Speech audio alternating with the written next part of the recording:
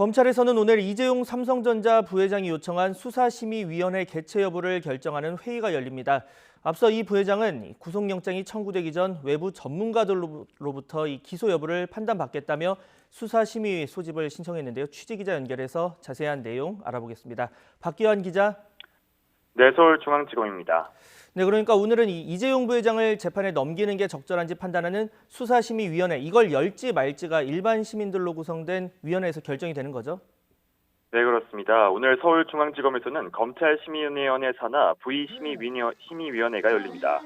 이재용 부회장 사건을 수사심의위원회에 넘길지를 결정하는 회의입니다.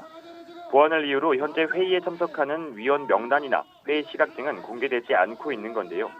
다만 검찰 관계자는 위원들의 식사 등 노출을 최소화하기 위해서 오후에 회의가 시작되는 것으로 안다고 설명했습니다.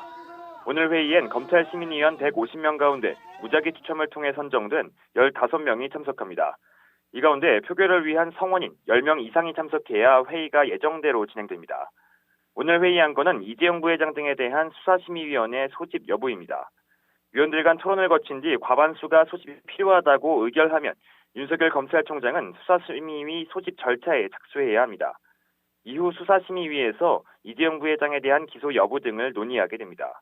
다만 소집이 의결된다고 해도 다시 수사심의위원 명단을 추첨하고 위원들의 일정을 맞추는데 2주에서 한 달 정도 더 시간이 소요될 것으로 전망됩니다. 네, 검찰과 이재용 부회장 측에선 각각 30쪽 분량의 의견서를 제출했다고 하는데 일반 시민들이 이를 토대로 논의를 해서 결론을 내는 겁니까? 네, 그렇습니다. 오늘 회의에 참석하는 분들은 일반 시민입니다.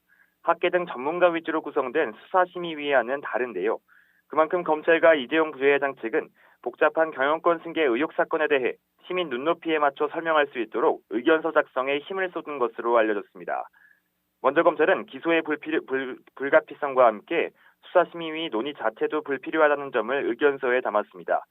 이번 수사가 공정하게 진행되어 왔다며 이 부회장 측이 제기하는 문제나 수사심의위 소집이 필요한 이유는 근거가 희박하다고 주장한 것으로 알려졌습니다. 또 법원이 구속영장을 기각하면서 밝힌 대로 향후 재판에서 충분한 공방과 심리를 거쳐 책임 유무와 정도를 따져야 한다며 기소 여부는 논의 대상이 될 수 없다는 의견도 기재한 것으로 전해졌습니다. 이에 맞서 이 부회장 측은 구속영장이 기각된 건 구속 요건을 맞추지 못했다는 판단으로 오히려 혐의 소명도 인정되지 않을 거란 주장을 의견서에 담았습니다. 이번 사건에 대한 국민적 관심을 반영하고 인권 보장 차원에서도 반드시 수사심의위 검토를 받아야 한다고 호소한 것으로 전해졌습니다.